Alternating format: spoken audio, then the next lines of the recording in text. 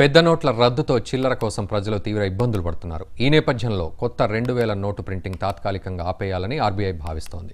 దీని స్థానంలో కొత్త 500, 100 నోట్లను ముద్రించి చిల్లర కొరతను తీర్చాలని యోచిస్తోంది.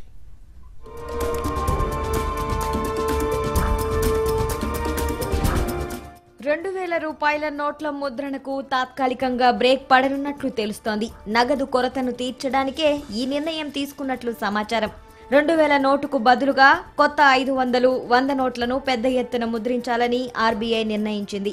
ఇప్పటికే మైసూరులోని నోట్ల ముద్రణాలయంలో 2000 నోట్ల ముద్రణను నిలిపివేయాలని ఆర్బీఐ ఆదేశించినట్లు తెలుస్తోంది. దీంతో నగదు సమస్య తీరడంతో పాటు ప్రజలకు తగినంత చిల్లర లభ్యమవుతుందని ఆర్బీఐ వర్గాలు భావిస్తున్నాయి. అవసరాన్ని బట్టి మళ్లీ పెద్ద నోట్ల ముద్రణ గురించి ఆలోచించాలని ఆర్బీఐ నిర్ణయించినట్లు తెలుస్తోంది. కొత్త 2000 రూపాయల నోటు ప్రజలకు పెద్ద ప్రయోజనకరంగా లేదని ఆర్బీఐ భావిస్తున్నట్లు సమాచారం. అది ప్రజలకు అందుతున్నప్పటికీ తగిన చిల్లర లభించక కష్టాలు తప్పడం లేదు.